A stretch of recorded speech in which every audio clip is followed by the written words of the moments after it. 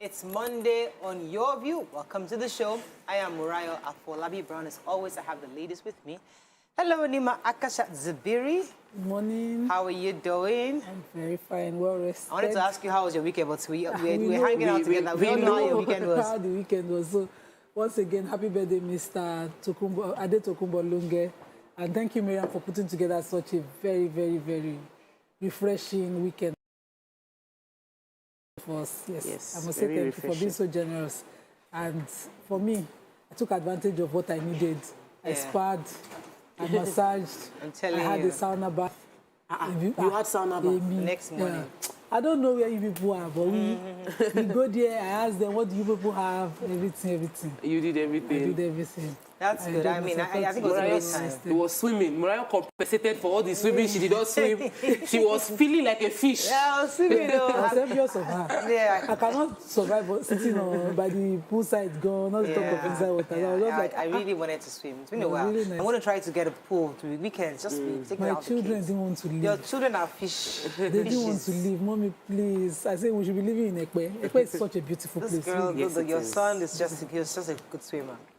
How are you doing, Tope? I'm very good. What happened this morning? Oh, there was traffic on the road. That's not even a Something's big deal. But happening today is a on the very road. special day for me. Today is the birthday of a very special person to me. Aww. Yes. Her name is Yemisi Adepoju. They call her Yem Jam. Many of you know Olamide, but you don't know Yemisi. There are three of us. So it's Tope, Yemisi, and Olamide. And Yemisi is like a really major glue. She's my health plug. She's my strength plug. And today is her birthday. Yemisi, God bless you. Thanks for being such a good friend. Thanks for calling me. Thank you for urging, pushing. Thank you for setting targets for me and following up with me. I really love you, and I appreciate having you in my life. Thank you so much, Yemisi. I love you. Have a wonderful day. That's Fantastic. Nice. So back to our celebration. Yes, so this weekend was party. It was. Yes, it was. I actually enjoyed the massage. It really helped me. I mean, my body I needed that stress. My calves were hurting before, but after the massage was really nice. So I think Ekpe Resort was a really good place. It was a good I really enjoyed time. it. The kids had fun, you know. Massive fun. Interesting, Ekpe was shut down also as we were leaving. The whole of Lagos was coming Everybody, to Ekpe. I was just saying, driving down to Ekpe. Yes, It was Mrs. Otadela, Mrs. Dodja, they call her Madame Dodja. Lady Dodja. Her birthday was yesterday. Okay, let's go on a quick break.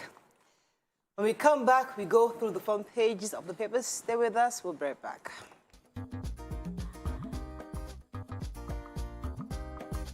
Stay tuned. Your View will be right back. Thanks for staying with us. Okay, it's your first time after the trip. Oh, I'm so sorry. Yes. You know, we hadn't seen you the whole week. You traveled. Yes. How was that? It was very, very inspiring. Dubai is always inspiring, but I ran down to the Expo 2020 to see Nigerian stand, and it was a big letdown because you'd see many other architectural edifices. Many countries showed up their art. They sold themselves, and I got to the Nigerian pavilion and I was wondering, okay, so how have we sold ourselves? We didn't do a good job of selling ourselves. We used to go to Cannes back then in France, and for the same thing, Nigerian pavilion was just let down. Dry. So it hasn't 20 years, 15 years, it hasn't changed.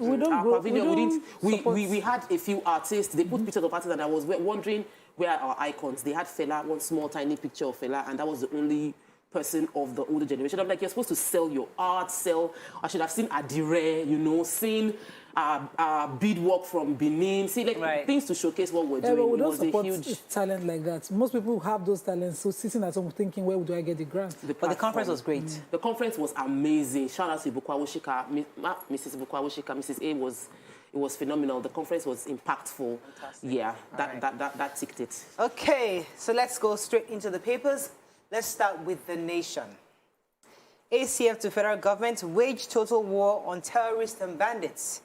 Picture of the vice president with pleasantries with Lady Christine Dodja Otedola during her 90th birthday yesterday. 13% derivation. Ramfak shots out Lagos, Ukez, Anambra, and Kogi. Why I won't endorse any presidential candidate by Adeboye. 400 houses in resettlement cities near completion. Diesel crisis may shut down economy, says Man and Nasima. PDP governors twisted facts on Buhari's government, says presidency. Okay, let's start. Major headline. Major headline, the Arewa Consultative Forum has replied the governor of Kaduna who talked about hiring mercenaries if the federal government continues to fail to provide security and attack bandits, that himself and some of his colleagues as governors in the north would then hire mercenaries. They are saying to him that instead of that, he should take advantage of volunteers such as ex-servicemen and women and the civilian task forces and hunters and whatever is available in Nigeria or available within Nigeria should be used against the bandits as opposed to hiring mercenaries. Personally, I think the governor of Kaduna should stop being emotional and provocative. I think his utterances in the past have continued to encourage the bandits to dare and, you know, to continue to destroy things. Security, like they say, is a silent and whatever strategic thing. If they're not meeting and agreeing and decisive and deliberate about what they want to do, I don't want back and forth. We don't support, we don't pay ransom. And so we continue to see poor people, innocent people's lives be used as whatever to make statements. People that were attacked, 7 people died on that train. Some people are still missing. Yeah. It's not time for back and forth, whether you are doing anything. If you want to be reactionary, take action. Let's talk. Right. Action. Okay, I was going to take the Pastor Adeboye during Friday's Holy Ghost service was saying that he would not endorse any president, any candidate for president. And it's because everybody that is running for presidency are all his children, and his job and role is as pastor. The church was criticized after they had established the I think it's Politics and Governance Directorate, and the objective of that directorate was for everyone to encourage members to get their PVCs, because you can't just be not participating in issue of politics. So he has not endorsed anyone, and he hasn't heard from God concerning 2023. He's not even sure there'll be elections. He hasn't heard anything. But right now, everybody just get their PVCs, and everybody running his children. His own job is a pastor just to pray for everybody and the nation. So let me talk about the diesel crisis. The diesel crisis is creating a potential shutdown of the Nigerian economy. The high cost is unsustainable, is the complaints from the major members of the organized private sector. The complaints is that the price of diesel had gone up over 200%. Most of the economy, most of the companies, you're talking telcos, you're talking automotive, the diesel price has affected most of their businesses. The Manufacturers Association of Nigeria described the price as very worrisome, saying that most of the members are declaring that they're going to shut down their businesses because they cannot sustain it. The Director General of the association, Mr. Shego Ayo Kadiri, said that most manufacturers in Nigeria rely on diesel to power their manufacturing. Most businesses rely on diesel, and the price increase is attributed to crude oil, but the economical impact is not being dealt with. This should be addressed. That's whatever they should do to address it. Everybody's already threatening, and we shouldn't wait until things really shut down before we deal with the situation. I'm waiting for what the governor of the CBN would say concerning this. All right, moving on quickly to The Punch. PDP backs Obasanjo Adeboye's fears over killings and 2023 elections as a major headline. Picture of Islamic devotees doing a break fast in Pakistan. Pastor's baby killed as wife, female members fight over alleged affair with cleric.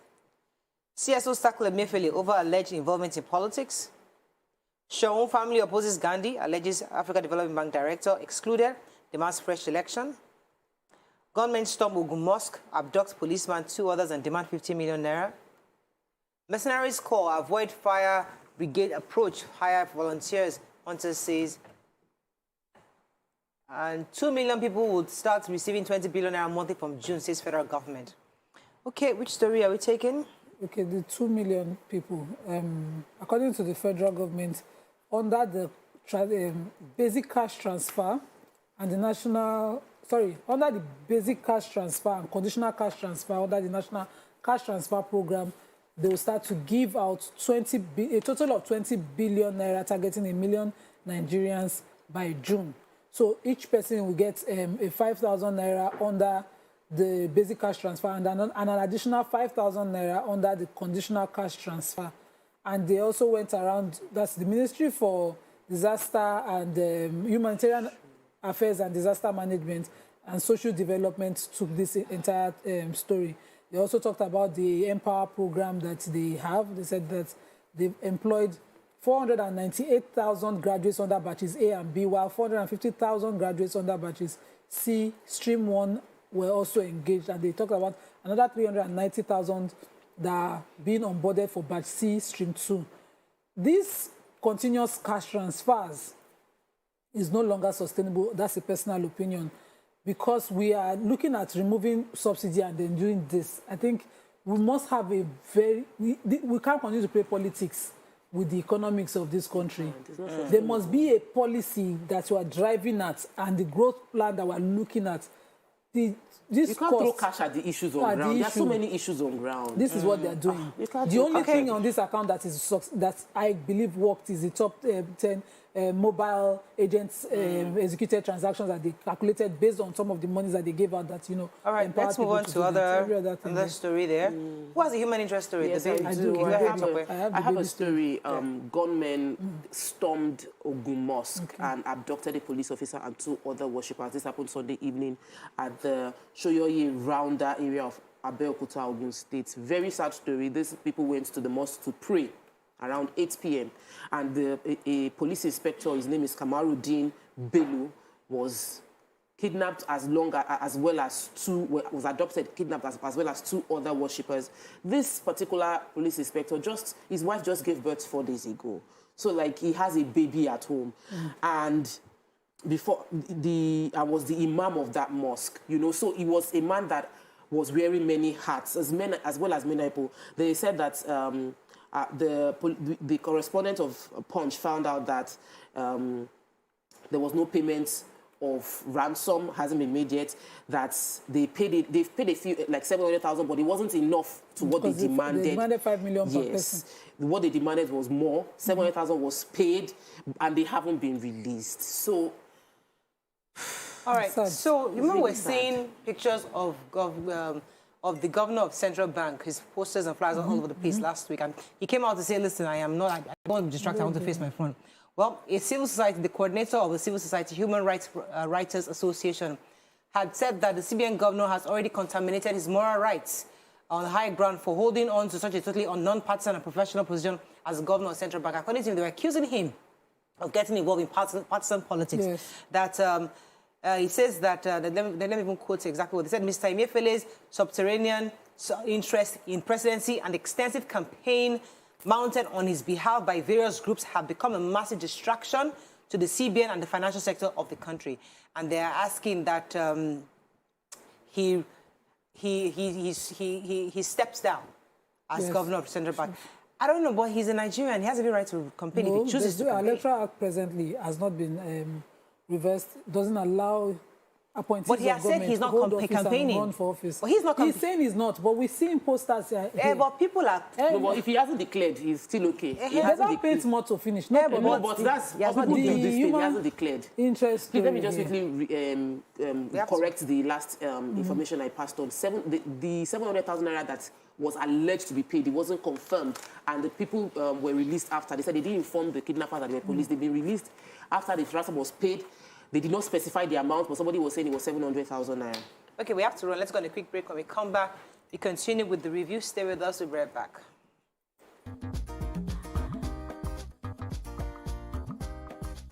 Stay tuned. Your View will be right back. We don't like to eat better, more nutritious meals, more veggies, but we want it tasty and easy too. Knorr Cubes, that's the secret. Made with real ingredients like chicken, parsley, and garlic. And enriched with iron, so your meals are better for you and more delicious too. That's the cocoa. Let's give it some accolades. Change your world by changing what's on your plate.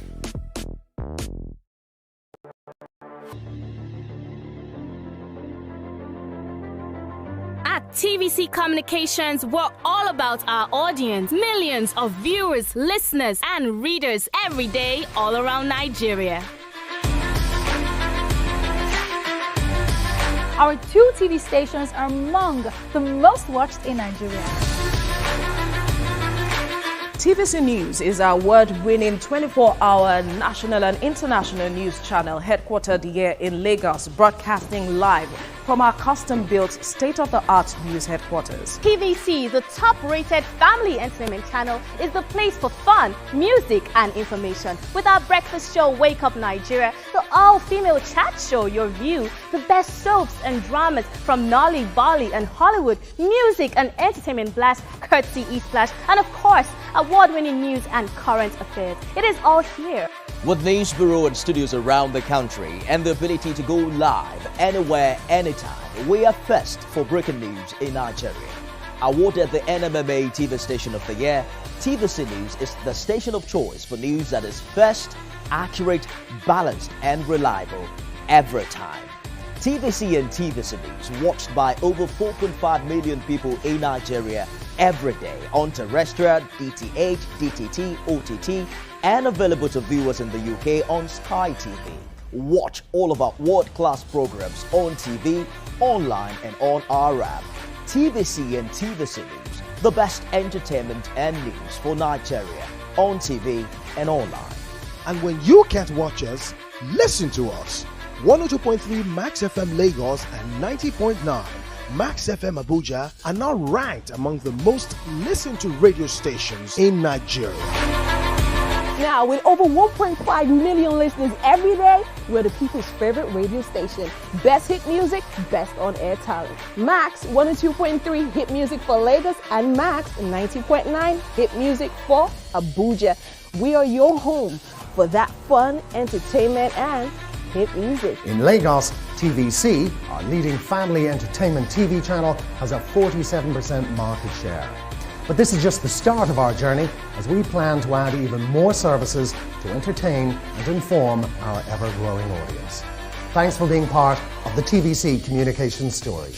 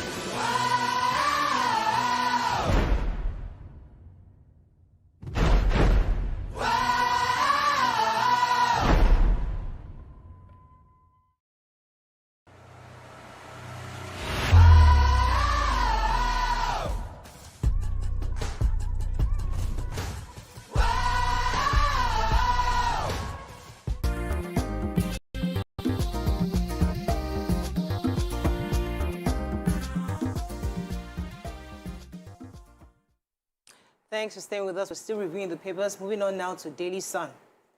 2023, Atiku, Wike, Ayim, Obi, others, no fate tomorrow.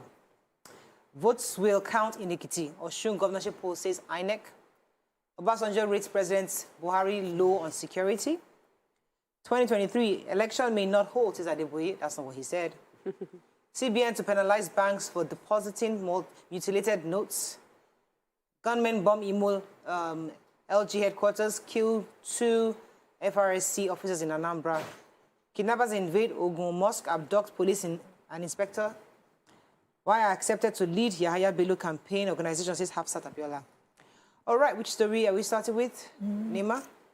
There's a sad story of what happened in Imo local government secretariat. Gunmen attacked also local government and there was bombing. They brought the place to ashes. Said what is left from that local government is just ashes. Residents within the area, of course, they ran, said it happened around 2:30 a.m. in the morning on Sunday. Said that the entire community has been under attacks, or has been under threat of gunmen, that the government have been around causing restriction of movement by some youth. So, and he said just like what happened in Olu, it's been hot for a while. And this place now, they've been able to bomb and bring down the local government areas. My own worry is we're still far from 2023. Please, as much as possible, let no Nigerian be used by other Nigerians to cause crisis within our community. Because we're seeing what's happening in Ukraine, and we don't want that. All the money, all the resources, everything you think you have will amount to nothing if there is war. Let us not be used by other elements to cause crisis in our community. All right, so there's growing anxiety in PDP, and that's because they had... I think by tomorrow, we would know exactly where they'll be tilting, because remember, they set up a 37-man committee, a panel that was supposed to review, and they gave them 2 weeks to get back. So they're going to be announcing tomorrow. The 37-man committee completed their assignment and expected to announce their position at the end of their meeting tomorrow. I think that is today, because that should be today. The outcome of the report will determine the fate of the former Vice President Atiku, Peter Obi, Governor Nyesom Wike, amongst others, who have shown interest in the presidency. Remember, there's been a tussle between, should we do it north or do we do it south? And do we do somebody who can actually win elections, or do the zoning as preferred by many to do the zoning? So we'll wait for the announcement today. Yes, Nima. The MD of the Nigerian Railway Commission, Mr. Fide Tohira, has disclosed that 170 passengers that were aboard that Abuja-Kaduna train have been safely, they are safe. They have been moved to safety, and that 21 others are still missing.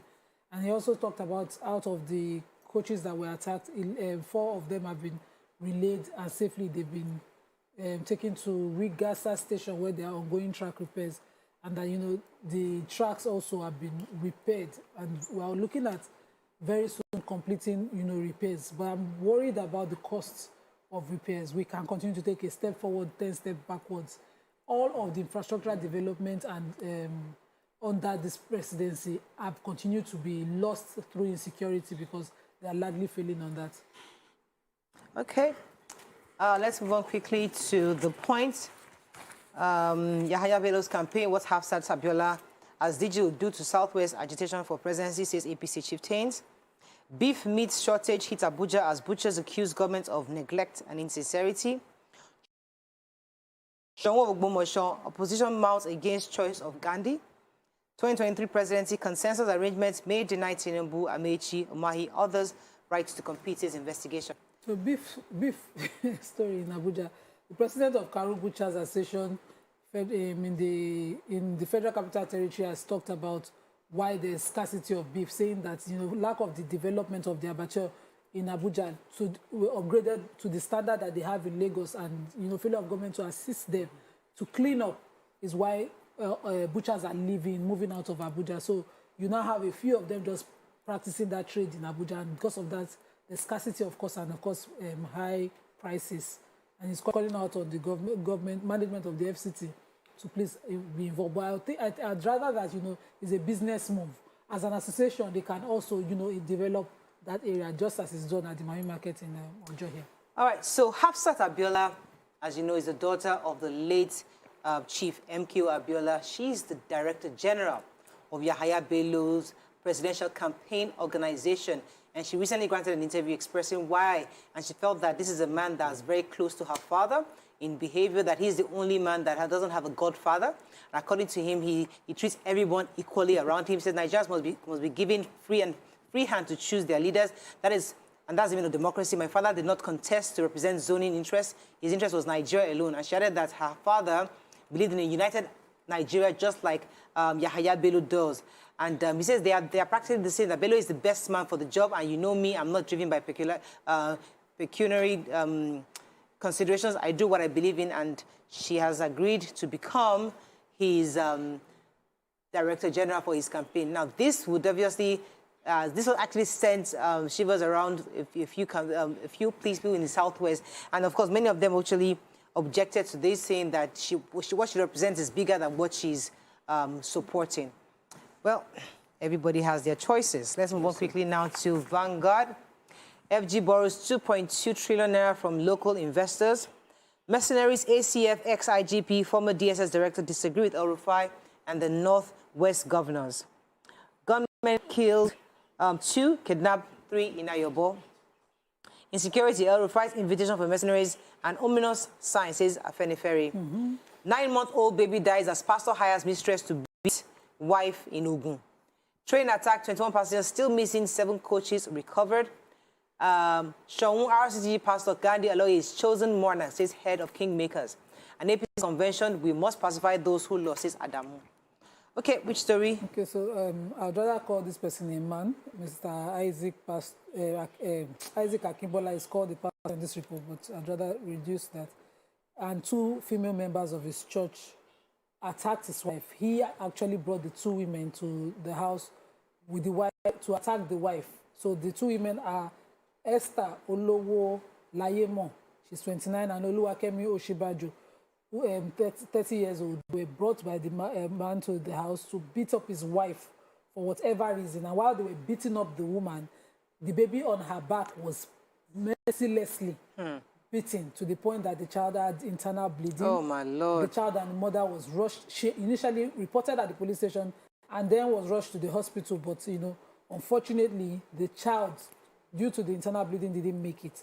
And so the woman went to make a report, and the police command in Ogun State have arrested the man, and they are looking to charge them to court for the murder of the baby.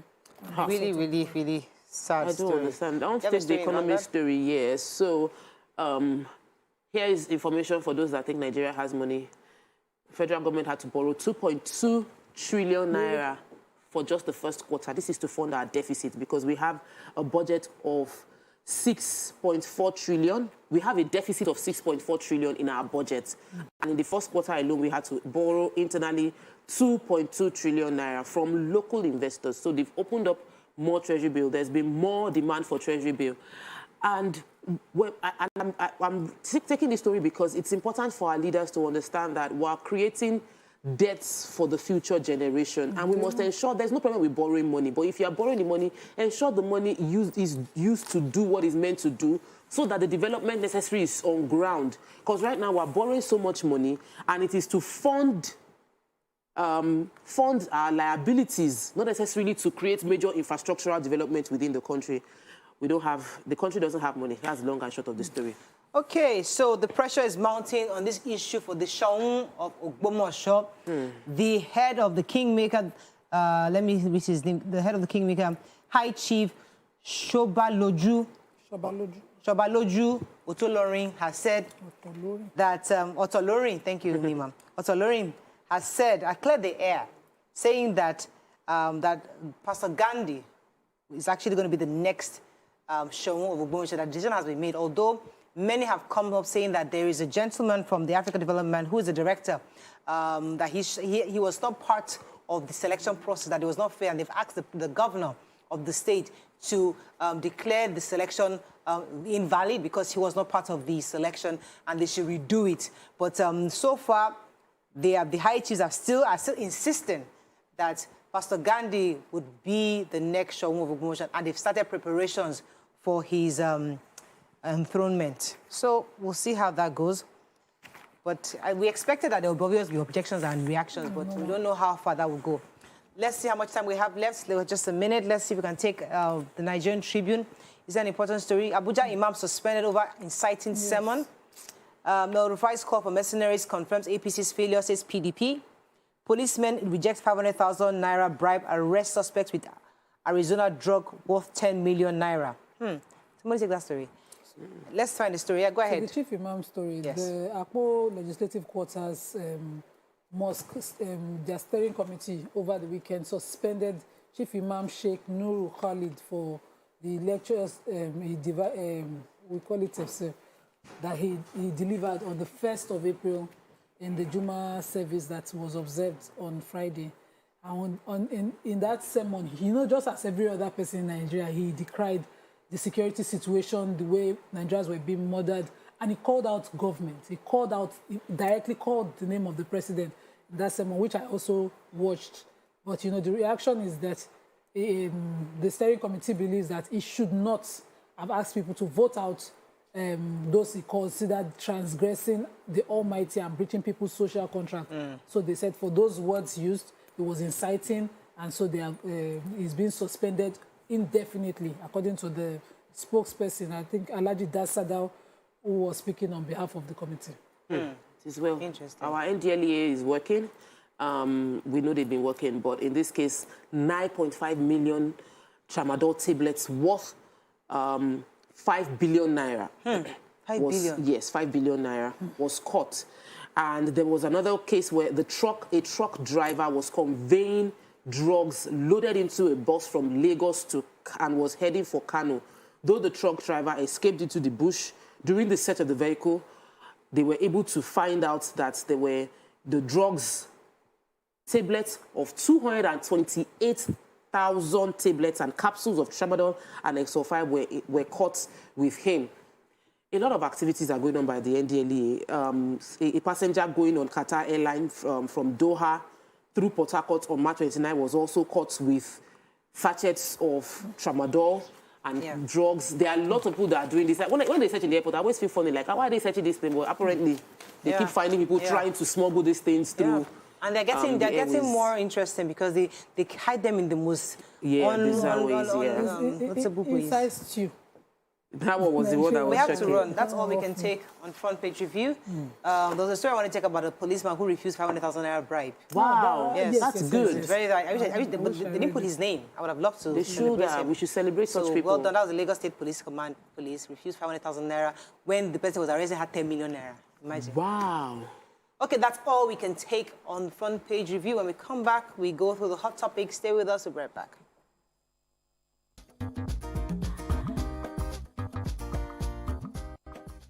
Stay tuned. Your View will be right back.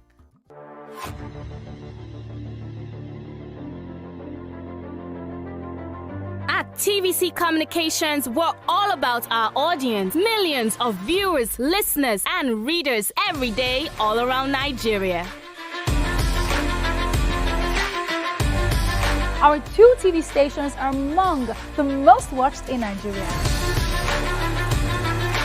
TVC News is our award-winning 24-hour national and international news channel headquartered here in Lagos, broadcasting live from our custom-built state-of-the-art news headquarters. TVC, the top-rated family entertainment channel, is the place for fun, music, and information. With our breakfast show, Wake Up Nigeria, the all-female chat show, Your View, the best soaps and dramas from Nolly, Bolly, and Hollywood, music and entertainment blast, courtesy E-Flash, and of course, award-winning news and current affairs. It is all here.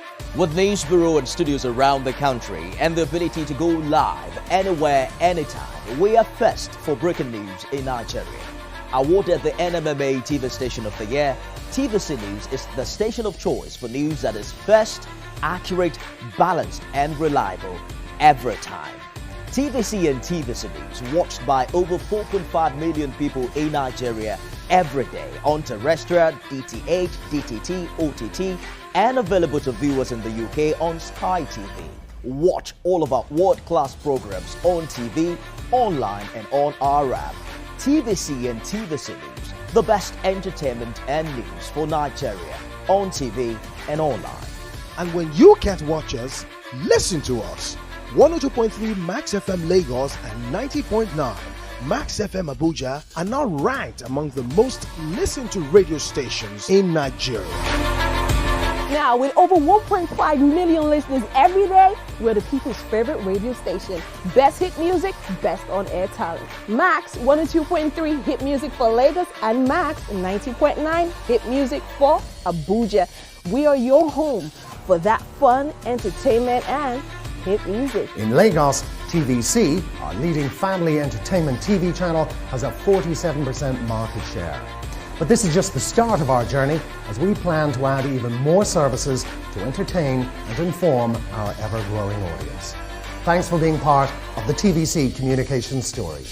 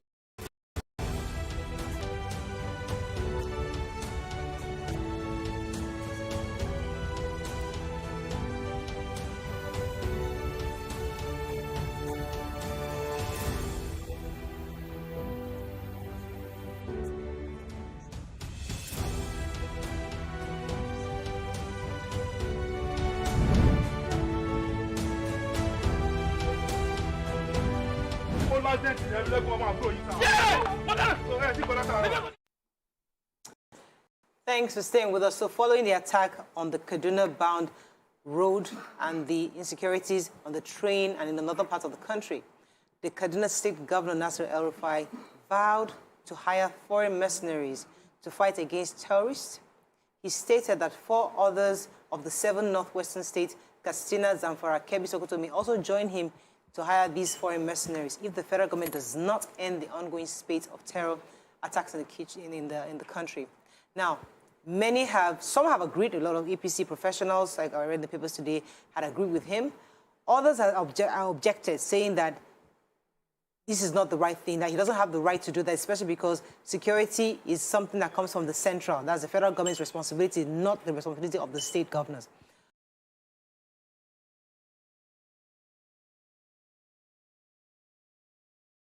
But what are your thoughts on this? Has he reached the end of the road and he's saying he wants to get foreign mercenaries, or is that something that can be done?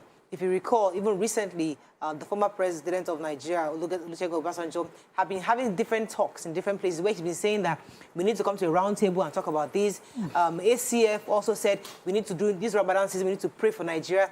A lot of prayer has been done, a lot of talks have been done, a lot of discussions, but somebody is trying to take a decisive decision that, you know what, maybe we've done prayers. It's time for me to get foreign mercenaries to assist if our army is not going to do. What do you think about it? Do you agree with him? Or should we still begin to continue to pray and hope that the more meetings will come to reveal the answers on how to deal with the security? You can call us on 081-270-53687, 091-390-76948. You can also tweet to us at TVC Connect. Please hashtag YourViewTVC so we can read your tweets. Nima, let me start with you. What are your thoughts on this? I mean, we understand security is in the purview of the central government.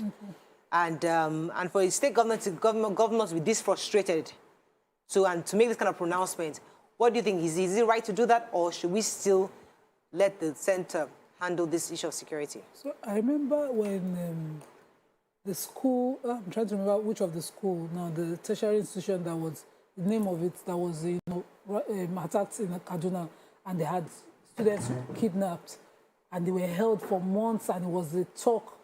So I have noticed that the governor of Kaduna State continued to take advantage of the situation in the state to become popular. That's basically what he does. Yes, that's what I think about it. I'm saying that with all sense of responsibility, because at the end of his talk, some people's lives, children, are at risk. Now, an attack has happened on a train, and the practical thing is to work with those who have the exclusive reserve and security, to work with them if you must do anything, or call them out in the way you must. But to say that if they fail, you hire mercenaries as if the Constitution allows you, is to, of course, continue to talk with the bandits and keep an interaction with them that provokes a reaction where you really do not have the power, nor do you have the solution to do anything. So you don't want bandits to say, okay, because I have sat down and heard analysts talk about how the attack in Kaduna State is particularly because of the governor's stance against bandits. And so his continuous talk outside without action continues to provoke. We've seen in the past.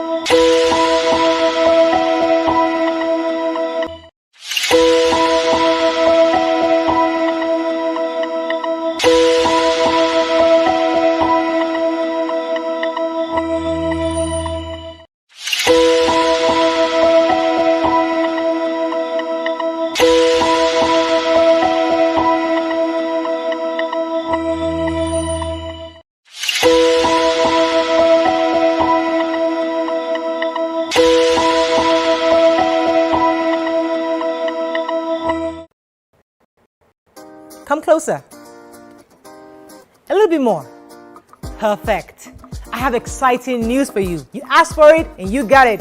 Your favorite breakfast show, Your View, will be going to 2 hours. We're going to have in-depth analysis of the newspaper review and more conversations on the hot topics. The ladies of Your View and I will be stirring up our guests to get an in-depth into all the various topics, and you, our viewers, will have the opportunity to call in and share your views. After all, it's your view. Join us on Your View, 9 a.m. to 11 a.m. for a fantastic conversation. Don't miss it.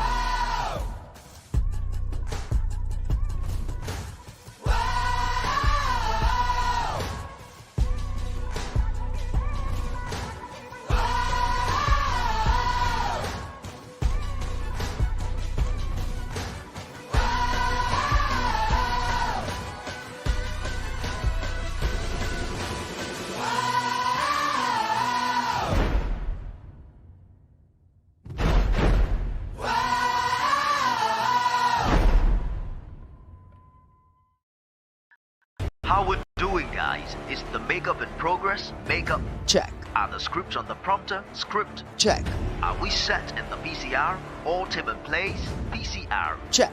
Clock is ticking, time is racing, lights are. Plans all set. 120 minutes of hot entertainment. We are ready for the mission. How we're doing, guys? Is the makeup in progress? Makeup. Check. Are the scripts on the prompter? Script. Check. Are we set in the PCR? All team in place? PCR. Check. Clock is ticking, time is racing, lights are. Plans all set. 120 minutes of hot entertainment. We are ready for the mission. How we're doing, guys? Is the makeup in progress? Makeup. Check. Are the scripts on the prompter? Script. Check. Are we set in the PCR? All team in place? PCR. Check. Clock is ticking, time is racing, lights are. Plans all set. 120 minutes of hot entertainment. We are ready for the mission. How we're doing, guys? Is the been terrorized. So let's come back to where the talk is. It is we brought to Kano Jet. We've done everything. We've even proscribed the bandits as terrorists. We've said we need to proscribe them. The will to do the right thing is what is missing on the federal government. So when we are finished with El-Rufai, we'll come to the people that we have problem with, the people who have the constitutional rights to provide security, who are willingly failing. Because now, a chief imam was suspended. When you tell the president, Garba Shehu will leave what he should be doing and politicize and start responding on how PDP failed and how the president is doing. What is before your eyes? Okay, so I hear you. This is your 7th, going on 8 years. 2023 is already next door. And this is what you're failing at. Rather than respond every time, do the right thing. Break hands, break legs. But as a Nigerian citizen, wouldn't you want your government to accept and even accept the fact that, listen, I can't handle this anymore? Because I know there was a time they were trying at some point to actually bring in foreign mercenaries at the time, where I said it was too expensive to do. But the truth is that many have said our military is compromised. Even Tuwai Jan Danjuma said it. That you cannot trust the military man, because obviously you bought to Kano Jet. For some reason, we're still not winning this battle. So something's happened. So I would rather trust an international, somebody who is fresh, come in here to come and fight this battle for us. Because solution is a solution. If it's foreign mercenary you want to be, just solve the problem. So exactly the thing. Small talks. Let's talk. I'm tired of, I don't want to hear Garba Shehu. El-Rufai, I don't even want to hear again. I'm tired of all the talk and lives lost every time. They talk too much. Okay. Do something. If you want to bring foreign mercenaries, in fact, go to another country and get their entire army to come and fight. Admit that your army cannot fight, but do something. Right. So here is my own worry. Is So that wait, pause.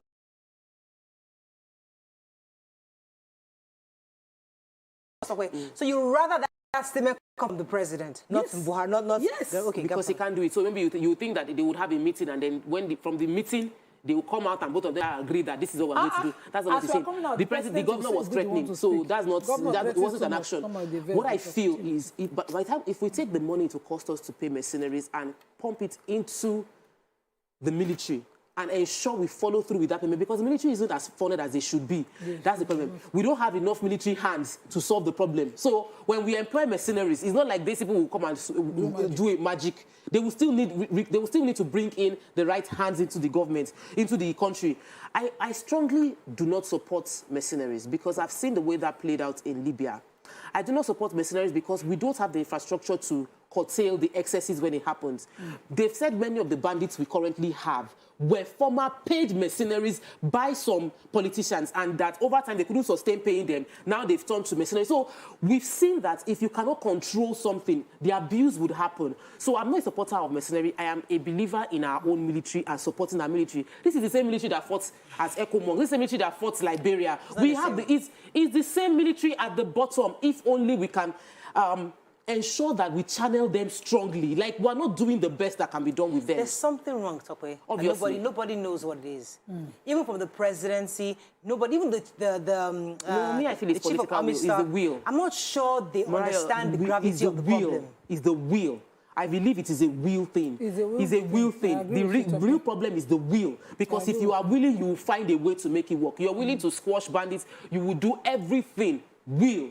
The will from the presidency, the will from our chief of army staff and all the heads of generals. Let me go on a break. When we come back, because this is just us talking from our own perspective on this matter. It would be great to hear Nigerians. What are your views on this declaration or this request by Governor El-Rufai of Kaduna State? And if we can bring in an expert at some point, it would be nice to hear how possible this is. Stay with us. We'll be right back.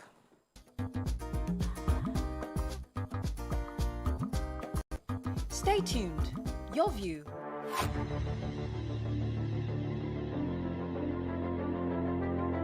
At TVC Communications, we're all about our audience. Millions of viewers, listeners, and readers every day all around Nigeria. Our 2 TV stations are among the most watched in Nigeria. TVC News is our award-winning 24-hour national and international news channel headquartered here in Lagos, broadcasting live from our custom-built state-of-the-art news headquarters. TVC, the top-rated family entertainment channel, is the place for fun, music, and information. With our breakfast show, Wake Up Nigeria, the all-female chat show, Your View, the best soaps and dramas from Nolly, Bolly, and Hollywood, music and entertainment blast, courtesy E-Splash, and of course, award-winning news and current affairs. It is all here. With news bureau and studios around the country and the ability to go live anywhere, anytime, we are first for breaking news in Nigeria. Awarded the NMMA TV Station of the Year, TVC News is the station of choice for news that is first, accurate, balanced, and reliable every time. TVC and TVC News watched by over 4.5 million people in Nigeria every day on terrestrial, DTH, DTT, OTT, and available to viewers in the UK on Sky TV. Watch all of our world-class programs on TV, online, and on our app. TVC and TVC News, the best entertainment and news for Nigeria on TV and online. And when you can't watch us, listen to us. 102.3 Max FM Lagos and 90.9 Max FM Abuja are now ranked among the most listened to radio stations in Nigeria. Now, with over 1.5 million listeners every day, we're the people's favorite radio station. Best hit music, best on-air talent. Max 102.3 hit music for Lagos and Max 90.9 hit music for Abuja. We are your home for that fun, entertainment, and hit music. In Lagos, TVC, our leading family entertainment TV channel, has a 47% market share. But this is just the start of our journey as we plan to add even more services to entertain and inform our ever-growing audience. Thanks for being part of the TVC communication story.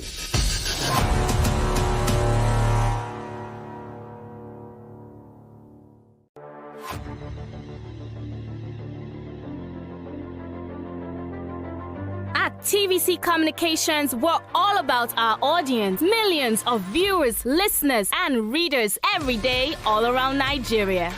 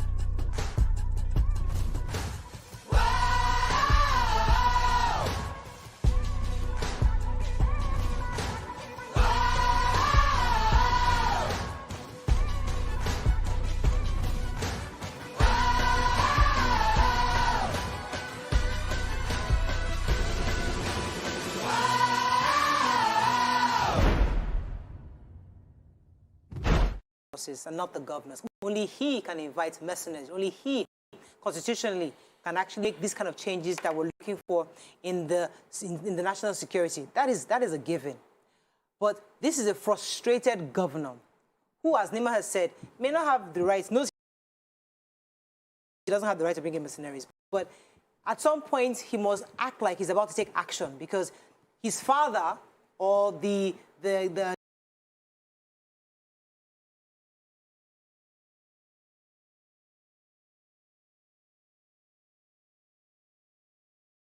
his father is not listening, or all what his father has deployed, I'm talking to the president right now, has deployed, is not helping his people, and he has a key responsibility to his own citizens. So why are people against him making this utterance? And that's really the conversation. At some point, as I said, we'll still bring in an expert, but it would be nice to hear Nigerians' views on this. What do you think? Is he in the right place to say it, although the Constitution doesn't back him up to do that? But as a frustrated man of his state and the chief security officer of his state, is he right to make this declaration and insist on bringing international mercenaries to help his people? Let's take a few comments on social media. From YouTube. Adedoto Adepoju says, until federal government puts out the names of the sponsors given to them by the UAE and the US, I doubt anything, if anything, will be done. Emu says, mercenaries are needed ASAP. Shortage of healthcare workers. The West is coming for mercenaries, doctors ASAP to save their people. Like, many things are going wrong, according to him. Aunt Nam says, mercenaries will refuse to leave and then run your country. There are millions of able-bodied men. Pay and equip them well. Let me take some on Twitter. Big Air, he said, didn't a former governor hire mercenaries and they became the bandits of today? Was El-Rufai not drag a former president over security in Nigeria? How come he's not dragging anybody now? What about the super Tucanos? Those ones don't Okay, let me take this call from Kende. Kende, are you there? Good morning, Kende. You're live. Hello? I think we're having issues. Yes, you want to go ahead? Immaculate Boy says, Madam Nima, El-Rufai should stop emotional talk. If he talk, problem. He's there now. Hello, are you there? The point is, this man is showing his frustration, for God's sake. He's showing his frustration, for God's sake. We have a dead military that is doing nothing. If he says something, they say he's not saying anything. Yes, I'm here. Oh, no, you're listening to yourself. The Nigerian military has failed us completely. The man is showing his frustration. Okay, so you agree that the Nigerian military has failed Nigerian people, and this man is showing his frustration, asking for foreign mercenaries. Yes. So Immaculate Boy is agreeing with him. He says, you say you should stop being emotional. If he talks problem, if he doesn't wahala, how would he or how do we appease us? Now, my point is not that, he should not do something. My point is that he's not frustrated. Every single Nigerian is frustrated right now with the security issues and the very consequent effect, other attendant consequences of insecurity in the country, food prices and all of that. So people are tired, really. But we are talking from the places where we can talk. As a governor, threats are not what we need from you. In Borno State, the present governor, when he got frustrated, left his comfort into the battle. He went to the regions that were constantly attacked. Does El-Rufai travel to Abuja, Kaduna? He goes with a plane to Aso Rock and talks to the president in the comfort. You don't know that, so don't say what you don't know. But they never attack him. We know that they attacked the governor of Borno State. We know that his entourage was shot. The governor of Benue State was attacked in his own state. Niger State is dealing with it. Nobody is threatening the bandits. They are facing the issues head on as much as they can. You see, that threat is where I have a problem. We've continued to see El-Rufai's talks be reacted to by bandits. That's a fact. Follow the history. He talks, I will not pay ransom. They go pick up children in school. Eventually, ransom was paid. He talks, he does, they go, you see, action. So let's talk. Okay, let me take this call from Yakub. Yakub, are you there? Let's talk, please. Hello, good morning. Good morning. You're live. Go ahead, Hello, please. Mariah, good morning. Yes. Good morning, Sister Nima. Ramadan Kareem. Hello. And then Mama Abedi, good morning. I don't know, maybe you are hearing me because I hardly hear. It's not very loud, but go ahead. Hello. Thank you. It's a bit louder now. Hello. Yes, sir. Hello. We can hear you. Go ahead. We can hear you. Oh, okay, thank you very much. I think I quite agree with Governor El-Rufai, and then I have my reason for agreeing with him. I think we have been fighting this war for a long period of time now. Without this machinery of the team, we have not won the war. And then somebody is frustrating, and then coming out to tell us that if care is not taken, it's going to hire machinery. If it is that hiring of machinery will make us to win this war, why not? Why not do that? We bought Super Tucano, we bought all those hard weapons that we need to win the war. I watch Babajide Otitoloju every day. There was a day he analyzed all these things. The right weapon has been given to this our ministry, yet we have some gallant soldiers that are ready to fight this war. But we have other one within the military that compromise as well. Let me tell you, Morel, during the election from 2015, the former government hired machinery to be able to make sure the election hold in some places in the north that time. So why not hiring the machine? If the government is not listening to Nigerian citizens, I think by now they will listen to government advice to hire the machinery in order to win the war. People are dying every day. So what is bad is hire the machinery to win this war. So if that one is answer to this problem, why? Thank you very much, Jacob. We can even link this to the majority leader that was asking Nigerians to carry arms. You see, is this part of frustration that let us all cuckoo carry? Because it seems like our military are totally helpless. But frustration doesn't solve any problem. No matter how frustrated we are, if there's no strategy, we will not solve the problem. And there's a lot of strategy on the part of the people that want to bring Nigeria down. They've successfully sold the idea of our lack of safety. Investors don't have confidence to invest in the country. Citizens don't have confidence to come to their own states. People were losing revenue on a daily basis, and their strategy is working. Now, we reacting, we vexing, saying that, oh, we are going to pay mercenaries. This governor will say, all of that is not going to solve the problem. Is the governor Governor El-Rufai willing to step down and let them declare a state of emergency in the states? Is he willing to say military should take over so that the entire process is handled by the military because they are so. If we are looking for drastic actions, then and you're willing to sacrifice, you can sacrifice yourself and say, I am displeased with the way this country, this state is being overrun by bandits. I am willing to step down as a governor. Let's have the military take over so that, in all fairness, we know that he has done his best. The states that declared a state of emergency, what states are they in right now? We'll come to that in a second. Hassan, are you there? Let me take this call. Under this administration. Good morning. Yes, you're live. Go ahead, please. Yes, point of correction to Luna. You see, El-Rufai has been traveling on that stretch of road from Kaduna to Abuja, for all information. I'm aware of this. And there was even a day he packed with his convoy, you understand, to chase bandits into the bush, for your own information. And let me tell you, why, look, I disagree with El-Rufai in some instances, but you see on this issue, I agree with him 100%. In the sense that these guys are after coercing him to the extent of him surrendering the budget of the whole state to them. And he should not give himself a way to blackmail of those guys. And for him to say that we needed mercenaries. Look, even American government, and get consultants in fighting some wars. In most countries in the world, you see America. Most of them are not Americans, so they are consultants. The ones engaged to kill this man, Osama, they were consultants. They are mercenaries. Mercenaries are used everywhere. Look, if we can achieve something with this, please let us have them. And let me tell you what this Sheikh said in Abuja. He said, look, they are turning this war of a king into a business. If people are not ready, let us have an option.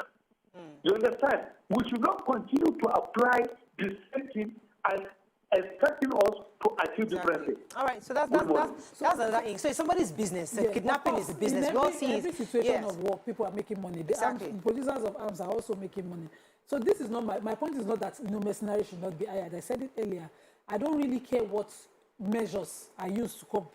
This insecurity, continuous insecurity in the country now, not only in the north, everywhere in the country. My point exactly is provocative comments from leaders towards this situation is unnecessary. Action is all we need. From the federal government to the state government, everybody, and I have only one tweet to answer them. There's this saying that I've always, it's traditional, but thank God this person captioned it well in English. Say, my people have it that when you carry another person's corpse for burial, you might call it a log of wood until it happens within your family. You will know that a corpse is not a log of wood, but a human being, a person.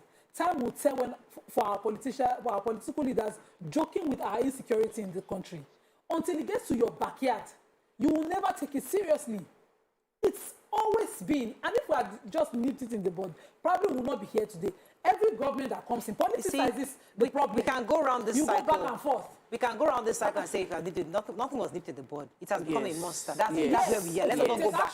But let me just say, DSS Services Mike Ejiofor, that's the director in the department of DSS, was saying that he's not against the governor asking for mercenary. That it's a good one. However, he must do it the right way, meaning that he should go through the right channel. So let us imagine that, yes, he has made this utterance, and then he does the right thing of going to the president, going to the Inspector General of Police, and going to the military and saying, this is what I want, this is what I need, these are the contacts I've made internationally, this is what they can do for us, please pay this money so that these people can come in.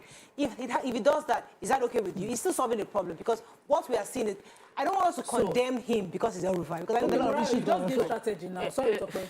That's what he wants to do. Does he have to announce it? And yes, he should announce it. He can announce because we will complain that it's not working if he doesn't say what he wants to do. Yes. That's on one end. One of the biggest challenges that many people foresee with hiring mercenaries is what's the exit plan for the mercenaries? How do we ensure that we don't now have powerful people with arms in our hands? Lessons learned, and I'm sure that should be properly there must be an exit plan that, okay, we will bring you in 2 years and you then exit this country and compulsively we follow through. But more importantly, I feel that the JTF solution was very effective by those that deployed that system. We could find a joint task force where we have local hunters, people who understand the terrain, who feel the impact, who've lost someone and will be willing to support our military in fighting the bandits and the insecurity situations we have on ground. Right, so this, as I said earlier, we're just really expressing our thoughts on the governor's utterances, what we think about it. But we still need to bring in a security expert, somebody from the military. Let us know what is the procedure, indeed, of bringing in mercenaries into the country. What needs to be done, what needs to be placed, how much could it possibly cost? These are important questions and vital questions that we need to discuss at some point. But we have to go on a break now. When we come back, move on to another topic. Stay with us. We'll be right back.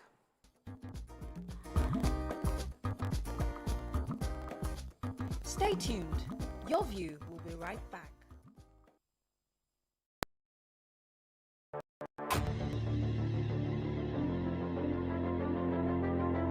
At TVC Communications, we're all about our audience. Millions of viewers, listeners, and readers every day all around Nigeria. Our 2 TV stations are among the most watched in Nigeria.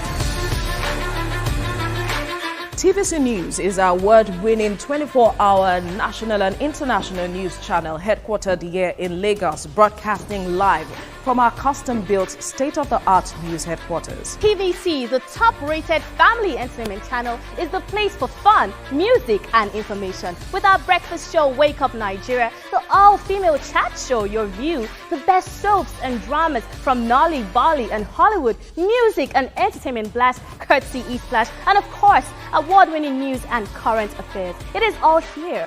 With news bureau and studios around the country and the ability to go live anywhere, anytime, we are first for breaking news in Nigeria. Awarded the NMMA TV Station of the Year, TVC News is the station of choice for news that is first, accurate, balanced, and reliable every time.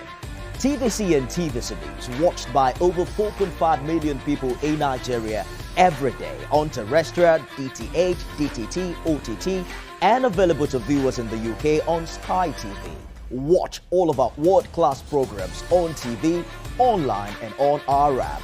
TVC and TVC News, the best entertainment and news for Nigeria on TV and online. And when you can't watch us, listen to us. 102.3 Max FM Lagos and 90.9 Max FM Abuja are now ranked among the most listened to radio stations in Nigeria. Now, with over 1.5 million listeners every day, we're the people's favorite radio station. Best hit music, best on-air talent. Max 102.3 hit music for Lagos and Max 90.9 hit music for Abuja. We are your home for that fun, entertainment, and hit music. In Lagos, TVC, our leading family entertainment TV channel, has a 47% market share. But this is just the start of our journey as we plan to add even more services to entertain and inform our ever-growing audience. Thanks for being part of the TVC Communications story.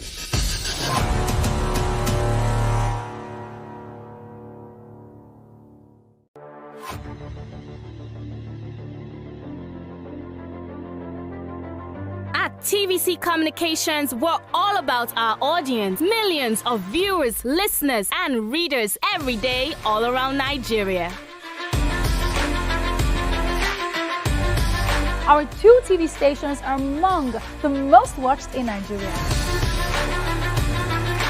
TVC News is our award-winning 24-hour national and international news channel headquartered here in Lagos, broadcasting live from our custom-built state-of-the-art news headquarters. TVC, the top-rated family entertainment channel, is the place for fun, music, and information. With our breakfast show, Wake Up Nigeria, the all-female chat show, Your View, the best soaps and dramas from Nolly, Bali, and Hollywood, music and entertainment blast, courtesy eSplash, and of course, award-winning news and current affairs. It is all here.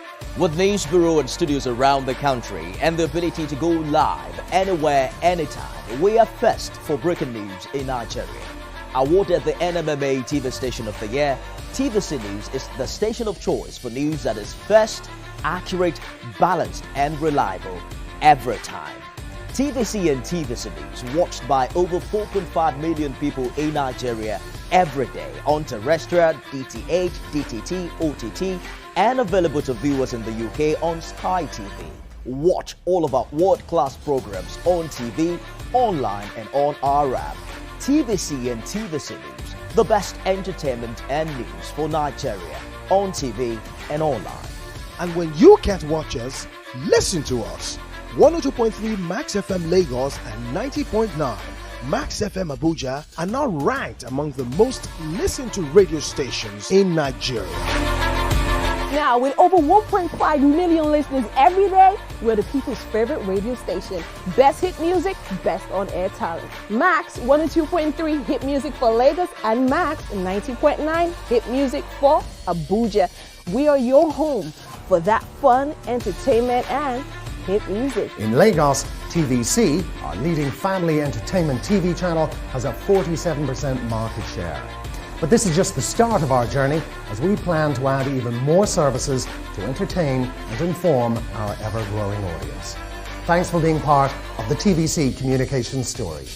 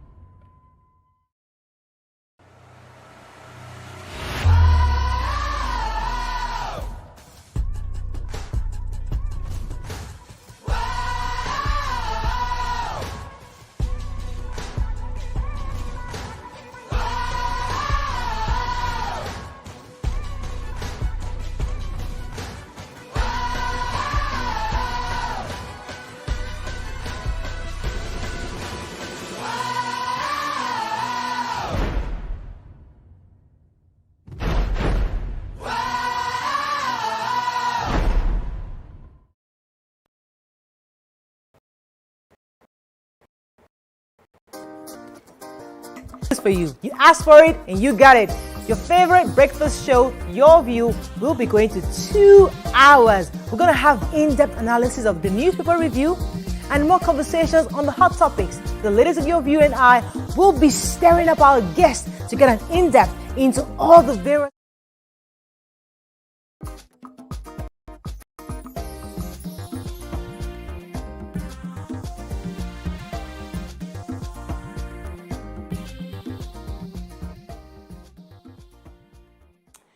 Thanks for staying with us. So we're still discussing this issue of insecurity. It's a major problem in Nigeria. So we have on the show today Mr. Tony Ofoyeton. He's a securities expert. Welcome to the show, sir. Good morning, my sister. Good morning. So there are two key issues. I mean, according to reports, the majority leader of the House of Representatives, Ado Doguwa, APC Kano, has called for firearms permits for Nigerians willing to defend themselves in the face of the failure of the security agencies to protect lives and properties. So that is an issue. And then Governor El-Rufai also saying, listen, I need to get foreign mercenaries to help support what they have in Kaduna State right now. So we're asking you as a security expert, what are your thoughts on El-Rufai's pronouncements? And secondly, do you think or do you agree Nigerians should be allowed to carry arms? Well, thanks for having me on the show. The issue of self-defense, as it is now, if I say no, the question would be what would be the alternative solution. The primary agency responsible for the protection of lives and property are government-established security agencies, which are the state actors as far as security is concerned, police and the armed forces and the NSCDC.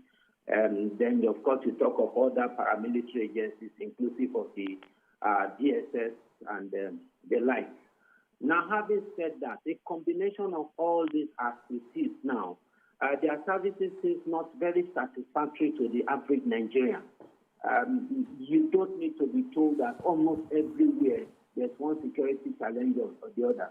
in the air, on the road, on the rail, at home, in your village, everywhere, even in metropolitan cities and the like. I want to believe that it was on that strength that you have the members of the National Assembly calling for the imperativeness of self-defense. But the issue of whether Nigeria can bear arms, as far as some of us are concerned, there is nothing wrong in having a try of what we think may be a solution. If you bear arms, I bear arms. It's a 50-50 chance that you will be victorious over me.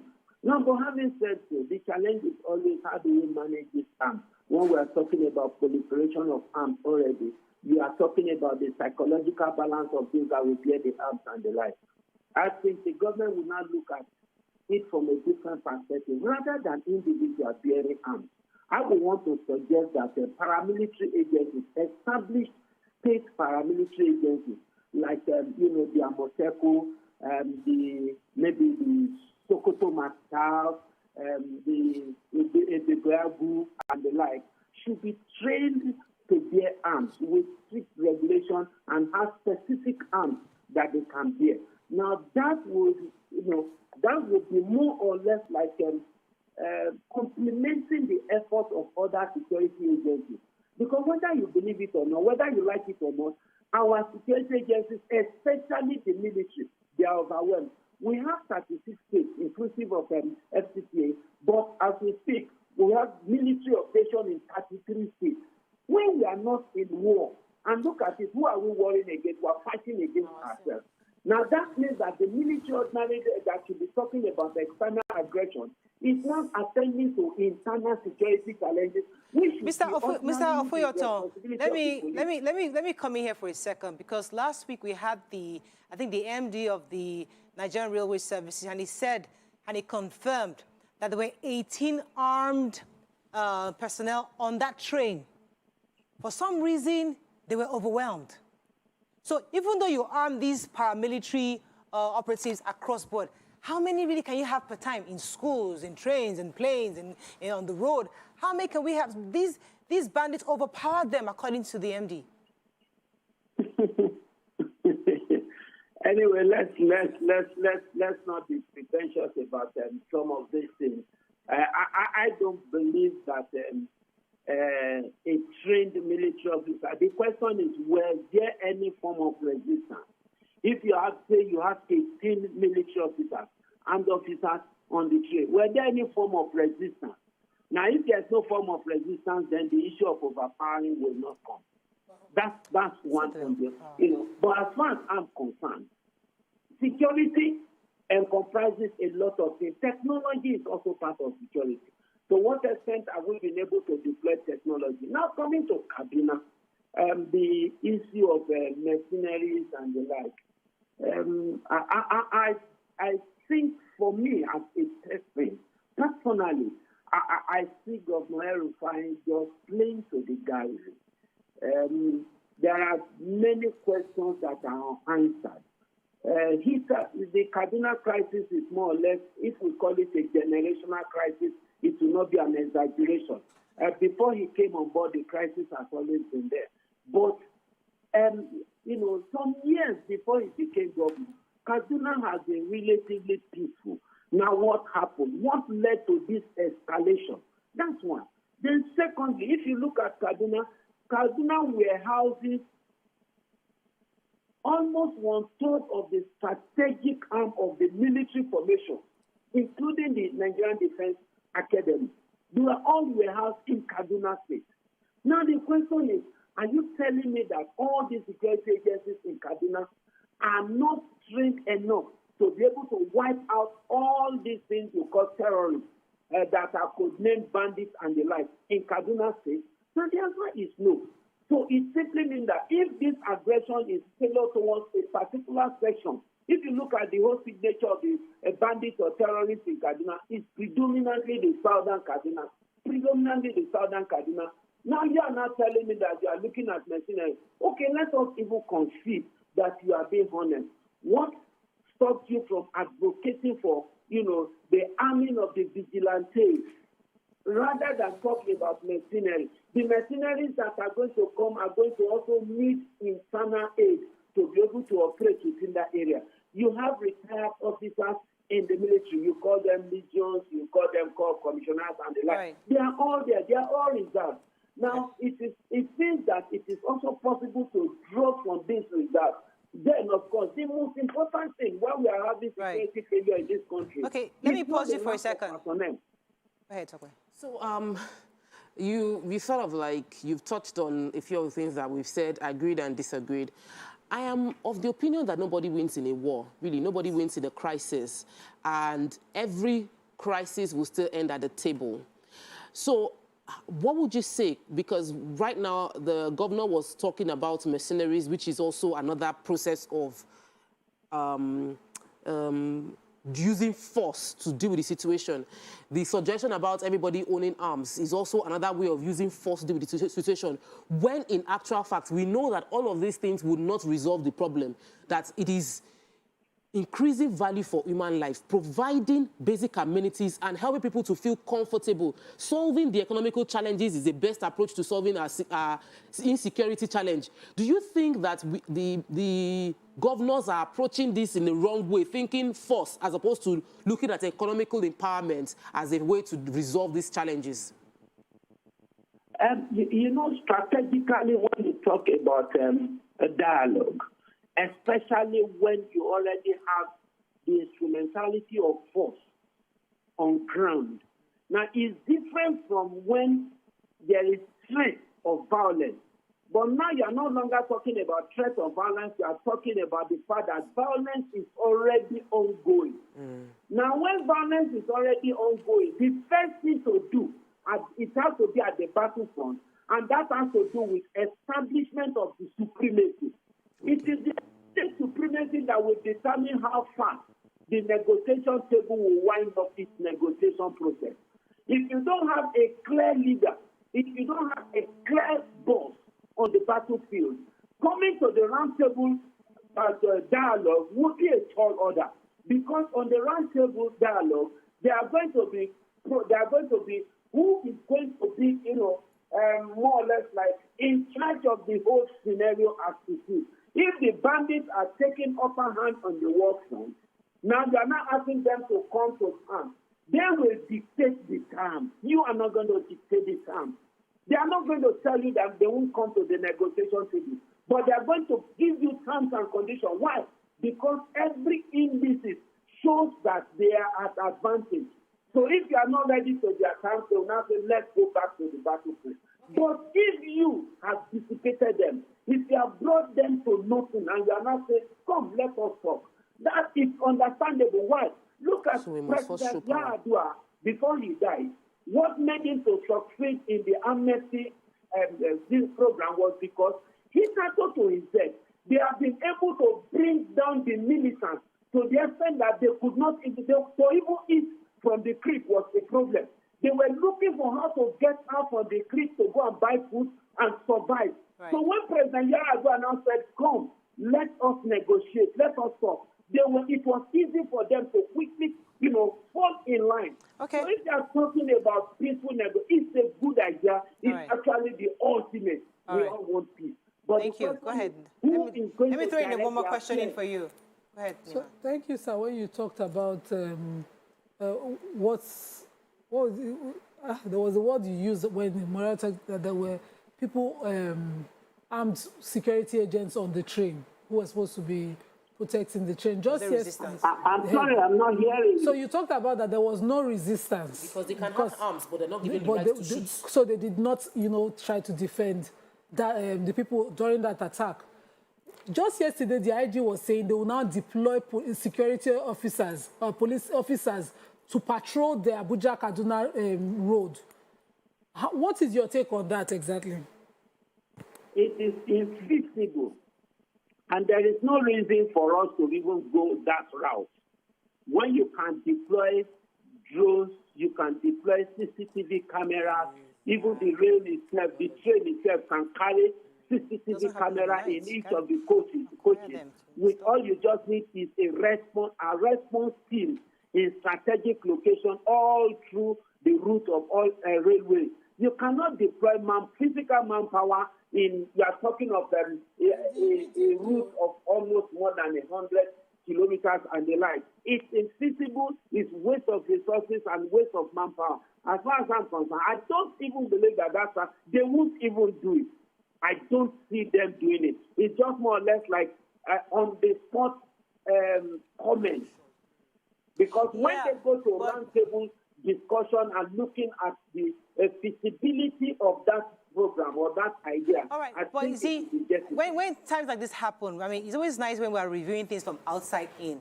But government will tell you that if I'm trying to build a train, and that's what the Minister for Transportation was saying, that I said it from the beginning, we need to have these CCTV cameras, we need these surveillance cameras across these regions, and maybe for whatever reason, for cost reasons, they want to cut costs. This is too expensive, we can't deploy technology.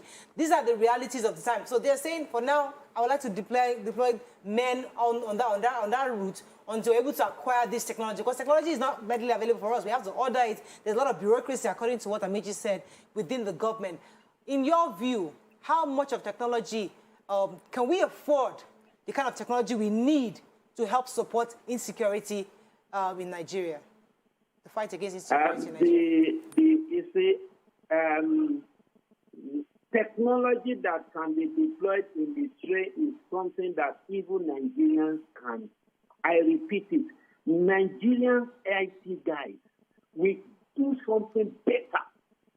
And I can tell you with all audacity, it costs nothing for Nigerian IT guys, for Nigerian security, those in electronics and equipment, to install CCTV camera in all the coaches, have perfect control system. It costs next to not even that much that the Honorable Minister is talking about, except for the fact that we're already too much cost when it comes to governance and government projects and government activities and the like.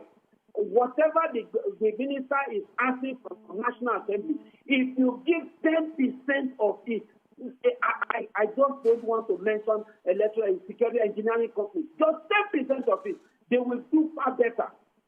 So it's not a matter of it's expensive and all those things. It's a matter of, are we truly ready, or we're just looking for means to make extra money? All right, we have to wrap up with you very soon, but there's something I want to ask you, because when Russia invaded Ukraine and the war came to their doorstep, this wasn't it came to their country. What they did, part of what they did was that they said all their able-bodied men should stay home to fight. All the women and children were allowed to move to neighboring countries.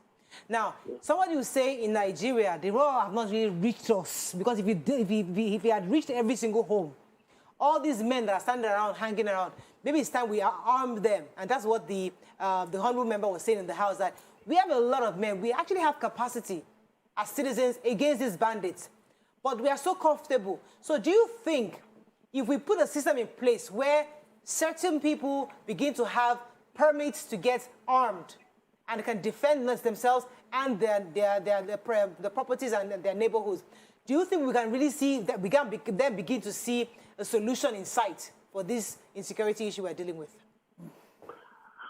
The best solution as it is now is the political will. There is a difference between public comment, media directives, and marching order. I will repeat this. If a president gives true marching order and underline my choice of words to all the service chiefs and say, I give you 3 months, I don't get Boko Haram or bandits. Alternatively, if you cannot resign, it will shock you. It will shock you. But the president, as far as some of us are concerned, is not giving the necessary marching order. The problem is not with the capacity of the military formation of this country. The problem is not with the capability or with the issue of arms and ammunition. No. In fairness to the president, he has even procured more arms and ammunition than previous government. But what is he doing with the Tucano? What is he doing with all the arms and ammunition that have been bought recently? Are they not meant to fight and terrorists? Are they meant for museum? So the issue is, even if we are armed and we defend ourselves, and the government is not coming up with required political will, look at what Amoteku is doing, even without being properly armed. Now just imagine that the government is not coming out to say, we support you. You know they will perform wonders. But in this same government, you have government that will oppose and fight, fight an Eastern Security Network, fight Amoteku, fight other security agencies, non-state actors that are expected to complement, rather than say, come, let us work in synergy. So the problem is not relevant with let's defend ourselves and we can bear arms. But if the government is not ready to even support you that bears arms in your house, that arm can also be used against you legally. So as far as I'm concerned, the government is not coming out with the real and true political will, giving the necessary matching order to all security agencies. If they do, I will tell you, you will be proud of your security agency. All right, thank you very, very much, sir. I mean, we've been speaking with Mr. Tony Ofuyeto. He's a chief security expert, and he's shared his thoughts on this issue of insecurity. Thank you so much, sir, for joining us. Thank you for having me. Let's go on a break now and come back, move on to another topic. Stay with us. We'll be right back.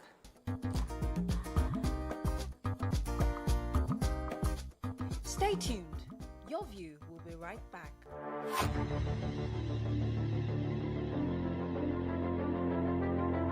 At TVC Communications, we're all about our audience. Millions of viewers, listeners, and readers every day all around Nigeria.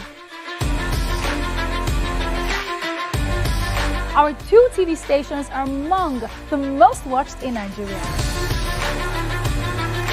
TVC News is our award-winning 24-hour national and international news channel headquartered here in Lagos, broadcasting live from our custom-built state-of-the-art news headquarters. TVC, the top-rated family entertainment channel, is the place for fun, music, and information. With our breakfast show, Wake Up Nigeria, the all-female chat show, Your View, the best soaps and dramas from Nolly, Bolly, and Hollywood, music and entertainment blast, courtesy eSplash, and of course, award-winning news and current affairs. It is all here.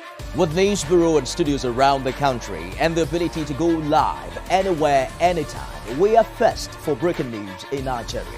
Awarded the NMMA TV Station of the Year, TVC News is the station of choice for news that is first, accurate, balanced, and reliable every time. TVC and TVC News watched by over 4.5 million people in Nigeria every day on terrestrial, DTH, DTT, OTT, and available to viewers in the UK on Sky TV. Watch all of our world-class programs on TV, online, and on our app. TVC and TVC News, the best entertainment and news for Nigeria on TV and online. And when you can't watch us, listen to us. 102.3 Max FM Lagos and 90.9 Max FM Abuja are now ranked among the most listened to radio stations in Nigeria. Now, with over 1.5 million listeners every day, we're the people's favorite radio station.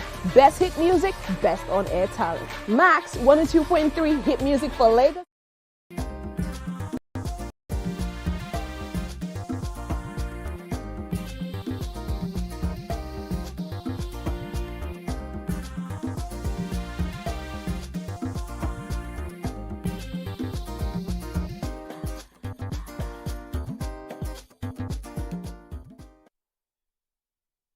Thanks for staying with us. So, the chief imam of Akpo Legislative Quarters, Juma Mosque, Nuru Khalid, has been suspended for upsetting very powerful people. Based on his recent sermon, he says the comments were not soothing to the ears of political leaders who the cleric flayed for the country's rising insecurity, and he has since been suspended for anti-government preaching. Now, many obviously have spoken up against this, saying that they're taking us back to the military rule where people cannot express their views. Others are saying that he went too far for practically saying directly that the President Muhammadu Buhari has failed Nigerians. What are your thoughts on this? He came as a shock to many people that he was suspended within 24 hours of his administration. We don't even know if he will be brought back. But for now, he's been suspended. Some are saying that he's probably been removed for for now. What are your thoughts on? Let me start with Nima, since this is something you mentioned earlier. What they call a council of imams, because in Islam they have a committee that regulates the level of knowledge or the kind of information that a cleric puts out. So he's not, as an imam, he doesn't just act alone. He's a guy unto himself, or, you know, head of the mosque alone. There's a shura, there's a body of knowledgeable people around him who would regulate what he says. And if those people consider what he has said inciting, they know what to do, which is what they have done. It conforms with the Islamic standard. The government, that's the government of Nigeria, has not reacted. They are not the ones who removed him, as this one, as I took it in the paper, and they have not responded to him. What we read is that the body of the Expo Central... Let me give you an excerpt of what he said. Just so that we said, I want to believe that we have all failed. I failed as an imam to teach you that life is sacred. Exactly. You failed as parents to teach your children that killing is bad. Our community leaders failed, our politicians failed, governors failed, even our president have failed us. He said that, he said you have been given 4 years, and in addition, yet people are dying like fowls. Killing is becoming the norm in Nigeria under your watch, Mr. President. If there is no one to tell you, I would take the responsibility of telling you, and I would take the responsibility of telling you, and I would take the responsibility of telling you for the consequences because of the lives of people who have been lost. Let me tell you, Mr. President, under your watch, bandits are demanding, are taxing Nigerians. Is that the provision of the Constitution of Nigeria? Under the Constitution of Nigeria, no one has the right to tax any Nigerian except the government. Go back to your, you know, he kept going on, and he said that didn't the president go to Kaduna? But there was a bomb blast in Kaduna. Everybody in Nigeria can also say that, God forbid, for these things that are happening. So the context is almost what we see every single day. I tried to look through the script of what he said. And for me, it didn't come across as insight unless I'm missing something else. So my fellow people, there is no government with leniency. The government uses its power to arrest, oppress, break, and kill. And that is what we want to be done against the terrorists right now. Whoever wants to, you know. So I have gone through this. He ranted like we rant every day here. And they would have arrested us. So for me, I feel that he wasn't arrested. I'm happy with what Nima said. He wasn't arrested by the government. He was suspended. He was suspended by his body. The body. He's a member of a body. Yeah. So as a member of a body, they have rules guiding that body that does not agree with what he said. What he said is what Nigerians are feeling. I was enjoying myself in Dubai. And then I just came on Instagram briefly in between, and I saw train attack, I just quickly switched it off. I said, I don't want to see this. Because it just weighed down our spirits. Everybody is angry that why can't you just have freedom to move? You are using the train. So this man simply expressed his frustration at the seemingly loss of value of human life in Nigeria as he sees it. And he is a member of a body that has rules, and that body sees that he has gone beyond what he's meant to do as an imam. Maybe in his place as a human being, maybe in his place as an individual, he can express this. But maybe as an imam, he was not allowed to express this. I hear that. Yes, work within the rules of the organization that you're part of. But some will argue that religion shouldn't be totally excluded from what is going on, because in life, the development we've seen, the civilization we've seen, has usually been through religion. Religion has actually brought education and civilization to the world. So we shouldn't totally exempt religion in times like this, where somebody must be that moral compass to remind the leaders, to remind those ahead that you have a responsibility to us to keep us safe. So if the pastors, if the imams are not saying it, who then will say it? They are supposed to be the moral compass to direct. So both of them, I think it was Pastor Paul and Deborah was saying that both must work together. Politics and governance, politics and security, politics and religion must work together, because they are the ones that direct us, the people, to work in the civilized society. So personally, I don't think what he said is wrong. There are things I sit here every day and do worse things and say worse things. The way I feel about what is presently happening in the country, I think is very, very apt on what he has said. And I know that people on that committee also share. It's just that, you know, there are rules and that guide certain things. Is it psychophancy? So, no. In Islam, when you do not incite using the pulpit in Islam. So some people have used it to say, when I shared posts on one of the, I think it was the answers. Someone came into my DM and threatened that, you know, that is not Islam and that you're an embarrassment to Muslims. Because in Islam, when you have a legitimate government in place, you don't make comments, even if that government is bad, that might incite the people to an insurrection. So what you do is that you call out government. If you're closer to government and you have the ability to change the mindset, to use your voice the right way. You cannot use it but in some might argue that Sheikh Gumi was saying things that incited maybe Christians too, because he was really, based on what he was saying. But Sheikh Gumi probably, I don't know how his own mosque is structured. He's just a cleric. So this man doesn't stop being a cleric. He can use his platform on social media. He just cannot be the imam of Akpo's legislative quarters mosque anymore because you Let me take this call from James and to come be back to speaking you. for them. James, are you there? Thanks for calling. Hello, good morning, James from Maryland. Hello, James. Okay, I think we're having issues. So he cannot be seen to be speaking on behalf of the Muslim community there, or the people there cannot be seen to be incited by his comment to react. So protests like that, public protests, are somewhat not called for in Islam. But if you're a public figure and there's something wrong in government, you're supposed to follow the rules of Islam, which is when you see something bad, you change it with your mouth, or you take an action to change it. If you cannot do that, use your words. If you cannot do that in the least, you hate it in your heart. So what he has done is totally Islamic for me, except that, you know, there are rules guiding the pulpit, and that's all. So I feel that the religion is a very powerful tool in Nigeria. Many Nigerians, based on maybe lack of government, maybe based on lack of basic amenities, we have resorted to holding God because you must not be sick. You have to hold God. You must not have any crisis. It has to be God. So we are very religious, and our religion can then be a source of hope for people. And so we cannot ask our leaders not to be political because everything happening in this country is affecting them. Our religious leaders have to pray on the sick patients, the sick child, and pray for healing when the hospital did not work. Religious leaders have to pray when everybody is traveling. Before you travel, they call pastor. Pastor, please, I want to travel. Let me even say and then what something he said happens. in relation to what you just said. He was saying that our president was condemning the attack and saying, God forbid. He now said, everybody in Nigeria can also say God forbid for the bad things that are happening. Only the terrorists will not say God forbid. We want you to govern, not to say God forbid. You should give orders that wherever these terrorists are hiding, they should be apprehended, where they get supplies from should be blocked, and whoever has a hand in supporting them should be arrested and persecuted. That is the same thing we say here every single day. So for me, this man hasn't really said anything out of context. He's exactly saying, so should we therefore bring our argument against this group he belongs to? Are they totally blindsided on what's going on? Are they saying they are not in Nigeria? Are they saying that they don't have a responsibility to us, the people? Because if you are a committee that he's underneath, shouldn't they also have a responsibility? Isn't there a social responsibility from their own end to us to speak the truth to power?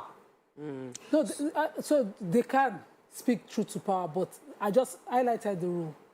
So another imam has been brought who would preach to the people along the books and not bring what they consider inciting comments in. But I know that this imam spoke from a place of emotion. I have authority on someone who just arrived from Umrah to come and do his fast, who was on that train, who was killed. So if his relatives were there, he spoke from a place of emotion and it was painful. So the committee is just doing what they can so that government does not come and lock up or think that they are growing an insurrection in that mosque. They have done the right thing, but then shouldn't we speak truth to power? So what I would like the imam to do is what the former emir of Kano did. When politics were brought into the truth he was saying, he left the throne as they wanted him to, but he has not stopped speaking. He has not stopped speaking. And another thing and we so should truth is truth wherever we should take cognizance of is where did this speaking take place? This man was the chief imam of Akpo Legislative Quarters, the Jumat Mosque. So you're not just speaking everywhere, you are speaking in the Legislative Quarters Mosque. So it is a case of where you are speaking is where it would pinch them.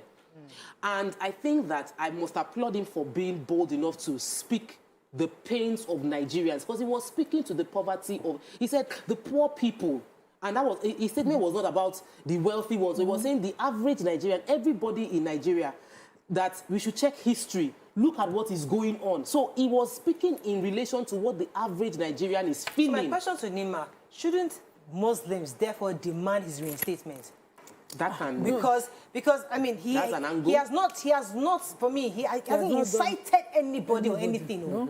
He's expressing a view that many Nigerians share. So Muslims around him therefore should say, no, this man should be reinstated. He was wrongly removed. Of course, people are already speaking. I am already speaking on his reinstatement. But we are not the ones who reinstate. That committee would always be the ones to approve who would direct the kind of messages that come out every day. But the truth is, whatever platform that you are on, you will speak whatever you think you must do to change the mindset of those in power, so-called in power. So he remains the sheikh because the knowledge remains his own. But what is inciting remains a subjective issue. It depends on who is hearing it and how they feel about what they're hearing. Good morning, James. Are you there? Good morning, James. You're live. Go ahead, please.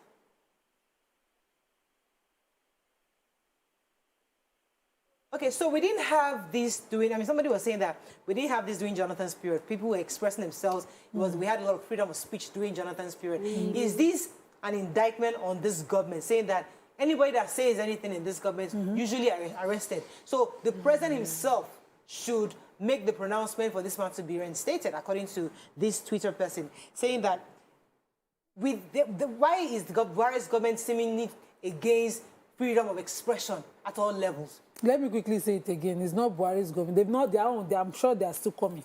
They have not done anything yet.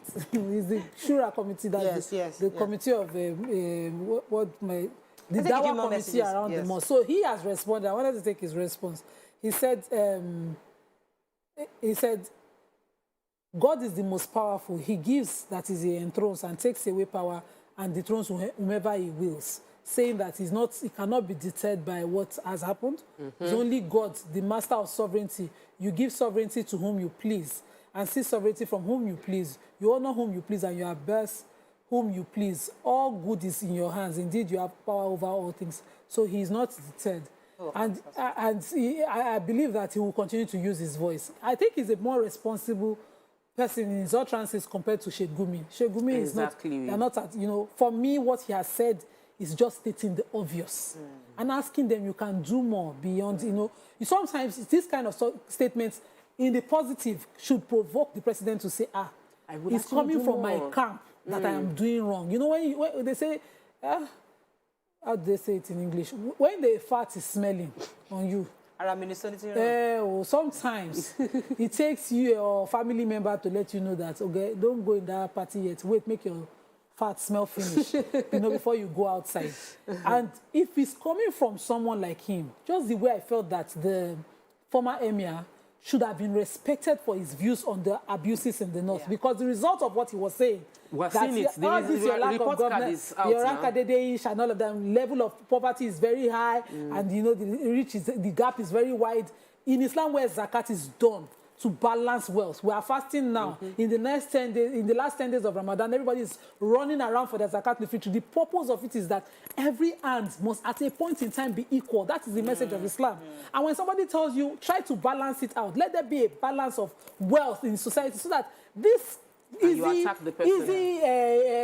recruitment of young children or idle hands into banditry will not happen under your watch. You go politics. I'm looking forward for more of these Ramadan lectures that start from soon. And we're going to hear more of these kind of messages. I would like to say that many of our imams should not be deterred with this action. We need you during this season, especially, to speak truth to power. Let us hear from you. We'll definitely help you amplify it on this show. But please, let's use this Ramadan season to indeed speak truth to power and ensure that Nigerian government is listening and understanding what Nigerians are going Let me quickly add that not only he didn't call out only the president. In his sermon, he said, I have failed to speak to you about the sanctity of life, which is one core message in Islam. And you have failed to train your children. And the result is banditry. And he spoke that the bandits don't know the value of life and the sanctity of life. So he spoke to the bandits. It was a very balanced statement. So I'm wondering balanced comments. The Shura committee reacted too quickly, in my view. But then he shouldn't stop speaking. We need people of knowledge to call out. On that note, that's all we can take on the show. Thank you very much, ladies. Have a great day. We'll see you tomorrow. Bye for now.